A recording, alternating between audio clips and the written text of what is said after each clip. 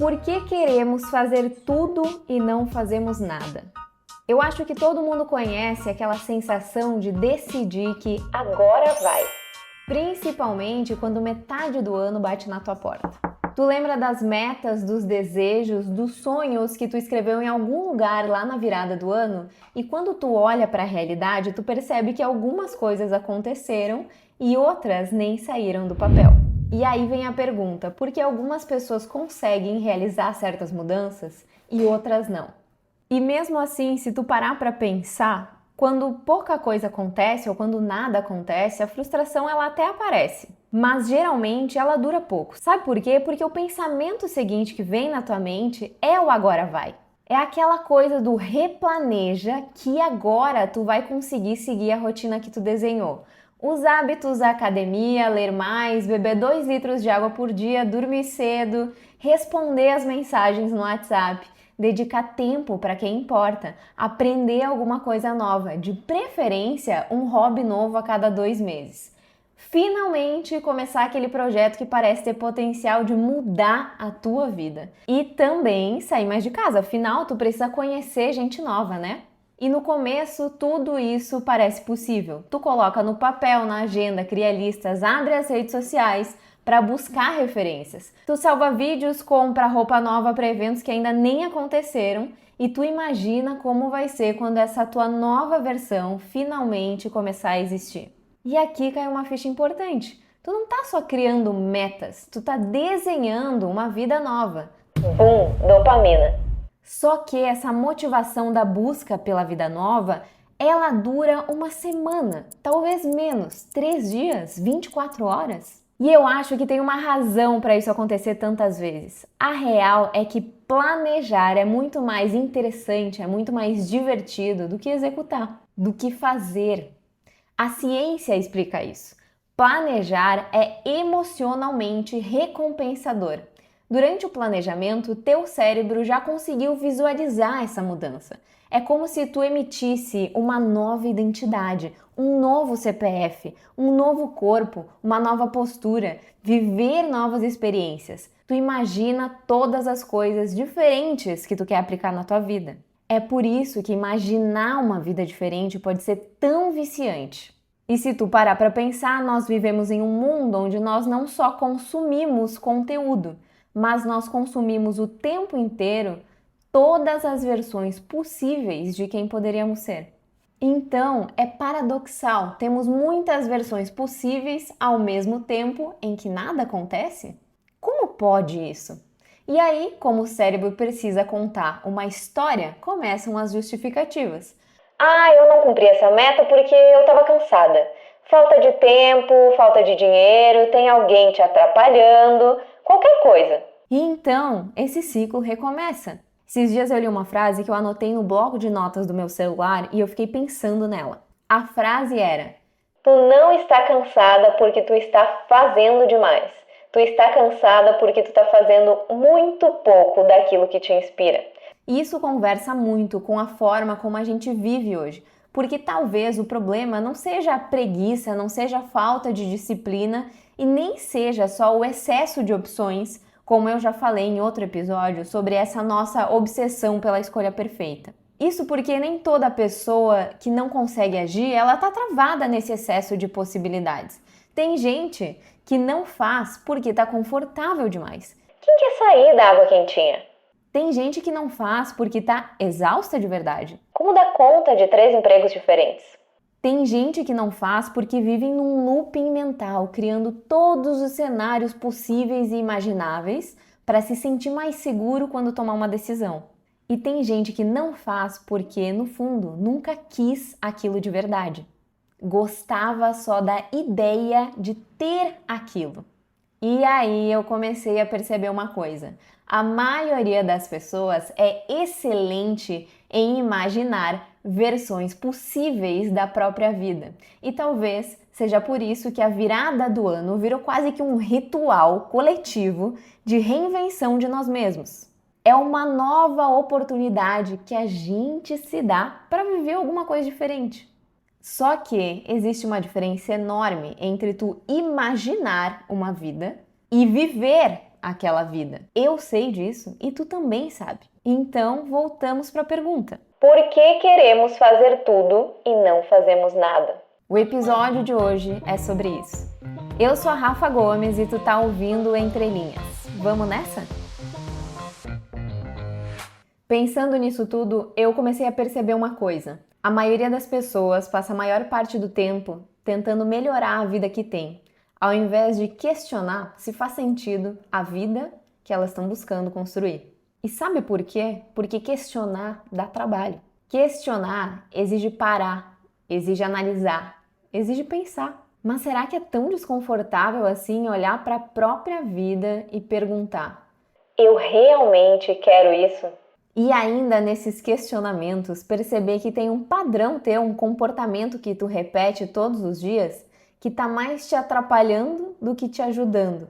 Só que ao invés de parar, tu acaba insistindo. Eu tava lendo um livro esses dias e em uma das páginas eu me deparei com uma frase importante para esse episódio. O autor do livro falava que ele tem um amigo que tá tentando parar de fumar todos os dias já tem 10 anos. Tu entendeu o que tá nas entrelinhas aqui? Pensa nisso, porque às vezes a gente não insiste num hábito porque gosta dele. A gente insiste porque ele já virou parte da forma como a gente vive. Então, desapegar dá trabalho. Nós já falamos sobre analisar os próprios pensamentos no episódio de metacognição. E mesmo entendendo a importância disso, eu acho que pouca gente realmente questiona os próprios padrões. E eu percebo isso pela forma que as pessoas falam sobre a própria vida. Parece que todo mundo recebeu um roteiro do que significa estar evoluindo. Porque, afinal, evoluir é importante para a humanidade, é o que a gente sempre aprendeu. Só que aí parece que para evoluir eu preciso seguir a manada, então eu tenho que viajar mais, empreender, ter uma rotina perfeita, ser produtivo, largar o CLT, meditar, fazer pilates, aprender italiano hoje, francês no que vem, virar uma versão mais otimizada de mim mesmo, transcender namastê. E claro que quando eu tô falando isso, eu não tô dizendo que querer melhorar é um problema, muito pelo contrário. Só que aqui o ponto é outro. A questão é que quando a gente começa a reagir, a seguir pelo impulso, a gente para de perceber quais desejos nasceram da gente e quais foram herdados. Então vamos aprofundar nisso. Toda essa conversa ela ficou muito clara para mim nesse final de semana que eu fui cortar o cabelo e estava conversando com a minha cabeleireira. Inclusive um beijo para ela se estiver ouvindo esse episódio. Ela me deu coragem para cortar uns 15 centímetros do meu cabelo. Tô usando inclusive Chanel. A 3x4 tá renovada. Enfim, quando eu vi ela, eu perguntei como é que ela tava. Fazia tempo que a gente não se via. E ela comentou que estava bem, que ela estava feliz porque finalmente, esse ano, ela conseguiu seguir todas as metas que ela estabeleceu lá no início do ano. Eu olhei para ela e respondi: nossa, que incrível! E aí eu perguntei: o que tu fez de diferente? E ela respondeu: eu comecei a criar metas que faziam sentido para minha realidade e parei de criar metas baseadas na expectativa dos outros. Até aqui, ok, né? Tu pensa, graças a Deus. Isso é o mínimo, criar metas mais realistas e condizentes com o que a gente quer. Só que depois ela falou um negócio que me pegou. Ela disse o seguinte: todo ano eu colocava nas minhas metas que eu queria viajar mais. Então eu me colocava uma pressão para conhecer um lugar diferente por ano. Só que toda vez que eu viajava, eu percebia que eu voltava mais estressada e cansada do que antes de sair de férias. Eu fico ansiosa viajando. Eu tenho que conhecer lugares novos, lidar com pessoas diferentes, pensar em 1000 coisas, fazer 1000 planos. E aí eu percebi que eu estava perseguindo uma meta que parecia que precisava estar na minha lista, mas que nem me fazia feliz. E aí ela se questionou: por que isso virou uma meta minha se eu nem gosto disso? E pra mim essa é a pergunta mais importante. Sabe por quê? Porque depois de um tempo fica difícil perceber o que realmente nasceu da gente, o que a gente simplesmente adotou porque parecia, no mínimo, interessante. A gente não diferencia se as metas que a gente tem é uma meta que eu quero porque faz sentido para quem eu sou, ou se é uma meta que eu adotei porque eu vi alguém fazendo aquilo, vivendo aquilo, de um jeito bonito no Instagram e eu achei que poderia fazer sentido para mim. Isso é importante porque as metas não são simplesmente coisas que a gente quer realizar, não é um resultado final que a gente quer atingir. Para tu alcançar uma meta, tu precisa mudar o teu comportamento. E para tu mudar um comportamento, tu precisa mudar a tua percepção, a forma como tu enxerga algumas coisas. Então, uma meta, ela funciona quase como se ela fosse uma lente que tu coloca para a tua realidade. Pensa o seguinte, o teu cérebro, ele vai começar a organizar atenção ao redor daquilo que ele entende como importante. Então, quando tu decide que quer começar a correr, tu vai começar a notar esse novo mundo. Olhar as pessoas que já correm, qual que é a rotina delas, o que tu precisa fazer para se adaptar. É mais ou menos assim que funciona. E é mais fácil tu aceitar aquele novo mundo no momento em que de fato tu se insere a ele. Então, para mim, é como se essa percepção que tu tem, essa lente que tu coloca na vida, ela fosse capaz de mudar a tua vida antes mesmo da mudança acontecer. Tu tá no caminho. E talvez seja por isso que algumas metas, elas parecem reais antes mesmo de acontecer. E tem uma parte aqui que ela é um pouco difícil de admitir, porque imaginar uma vida é emocionalmente mais confortante do que tu conseguir sustentar aquela mudança até tu atingir aquela meta. Pensa comigo, na imaginação, a tua rotina, ela ainda não te cansou de verdade. Na imaginação, o projeto que tá lindo no papel, ele não deu errado. Na imaginação, tu ainda não precisou descobrir se tu realmente consegue ser aquela versão que tu desenhou para ti mesma. Gostar de uma ideia é uma coisa, gostar do cotidiano que aquela ideia te propõe é outra. É como se tu quisesse ver uma coisa no espelho, mas nem sempre quisesse fazer o que é preciso para enxergar essa nova versão.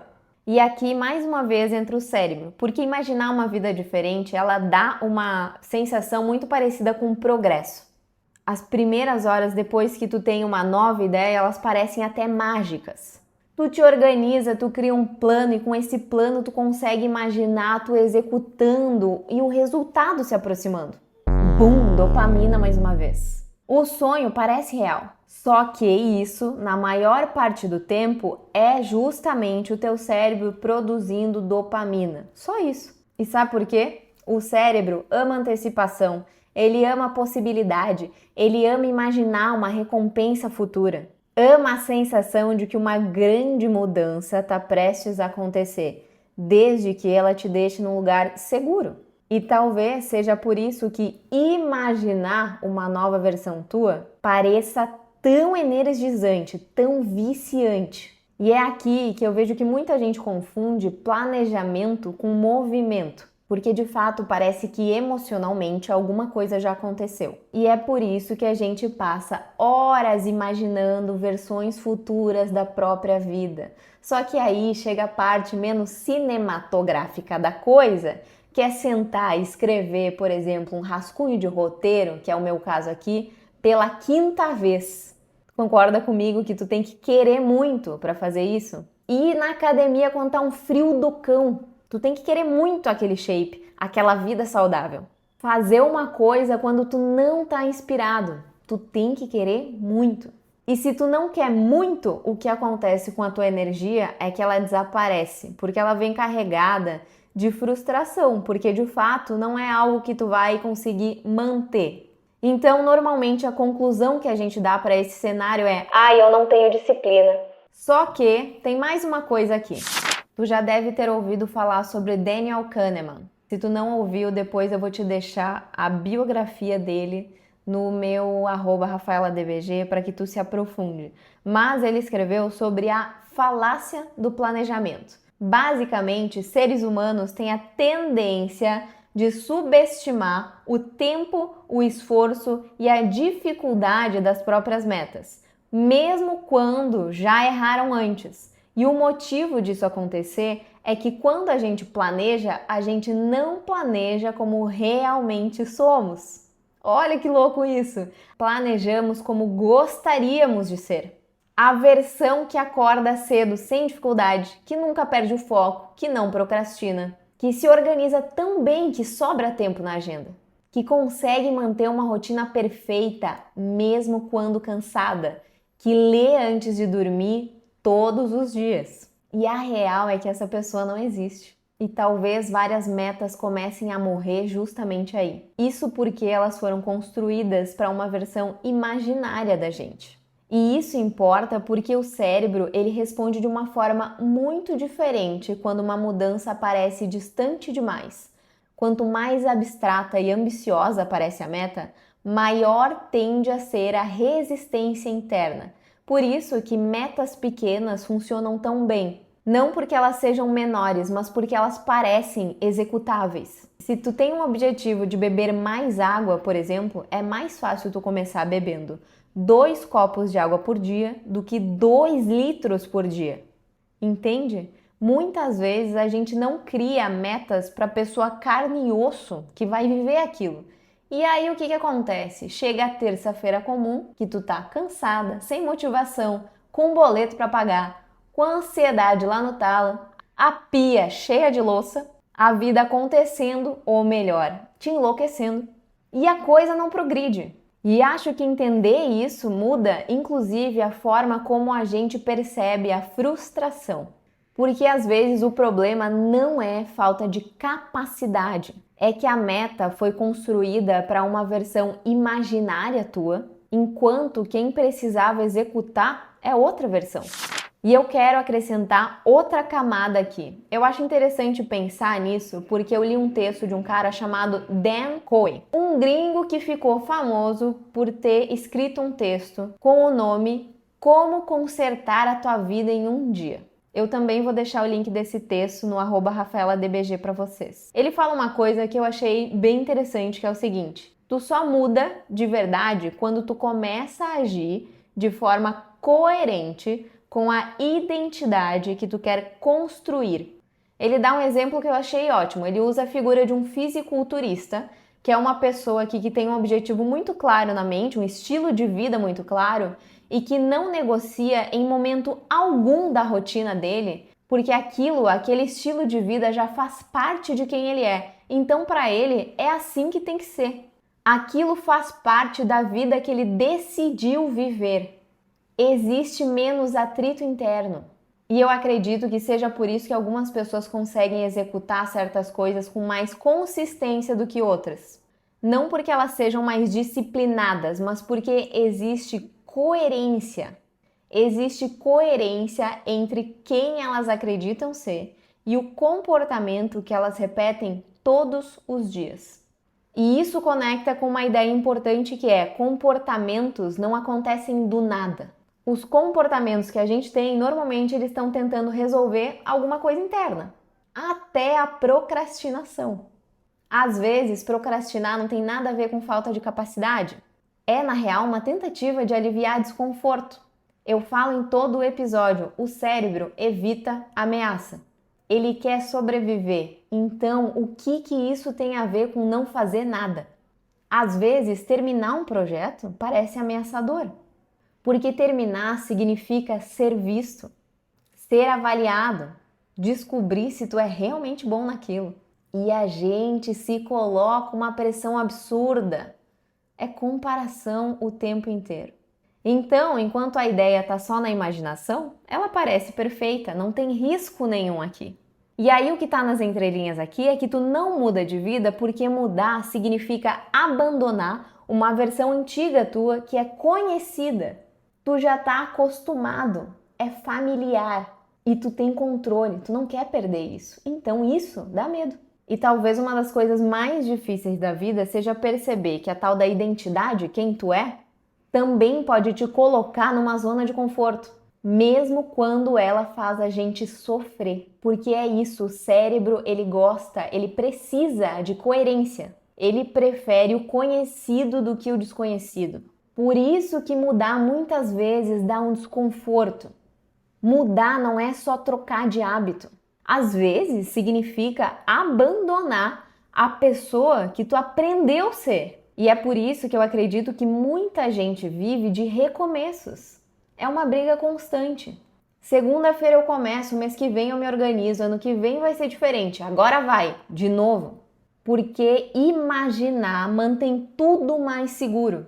Seguro do fracasso, da rejeição, da possibilidade de descobrir que talvez aquela vida que tu tanto imaginou nem combinasse contigo de verdade. Então tu percebe aqui que o problema não é ser ambicioso, querer mais, querer melhorar e até sonhar com essas versões melhores. Talvez o problema seja que a gente se apaixonou por versões imaginárias da própria vida e esqueceu de se perguntar se realmente conseguiria viver o cotidiano delas ou se queria mesmo aquilo. Então, por que queremos tudo e não fazemos nada? Tem mais de uma resposta. A primeira é que planejar é recompensador. É o momento em que teu cérebro recebe dopamina antes mesmo da ação. E o planejamento te dá essa sensação de movimento, eu tô fazendo algo. Só que é ilusório e no imaginário o trabalho já começou. Mas imaginar não é executar. A segunda é que a gente planeja para uma versão de nós mesmos que ainda não existe. A meta não é construída para a pessoa que vai executar, a pessoa carne e osso da vida real, a cansada cheia de boleto. A meta foi construída para uma pessoa que é uma ficção. A terceira é, enquanto a gente não faz, a gente pode ser qualquer coisa. Olha todo o potencial que tu tem, quantas vidas tu pode imaginar. Agir aqui pode gerar frustração, então eu prefiro imaginar. A quarta é que toda mudança para acontecer exige coerência. Se eu quero me tornar alguém diferente, os comportamentos que eu tenho precisam começar a conversar com essa nova versão. Não pode existir conflito interno entre quem eu acredito ser e aquilo que eu repito todos os dias. E a quinta, talvez a mais difícil de admitir, é que muitas vezes aquele desejo nem é nosso. A gente aprendeu a desejar vidas que admira e desaprendeu a se perguntar se conseguiria ou se queria viver aquela vida. Foi isso que a minha cabeleireira percebeu. Não era falta de tempo, não era falta de disciplina, é que a meta nunca tinha nascido dela, não era coerente. E é estranho perceber quantos desejos nós herdamos sem nem notar. Então eu te pergunto, esse desejo, essa meta, esse sonho, são realmente teus? Eu sou a Rafa Gomes e tu ouviu mais um episódio do Entre Linhas. Se esse conteúdo te fez pensar, me conta nos comentários que eu vou adorar saber e compartilha nas tuas redes sociais para que esse conteúdo chegue em mais pessoas. Obrigada e até o próximo episódio.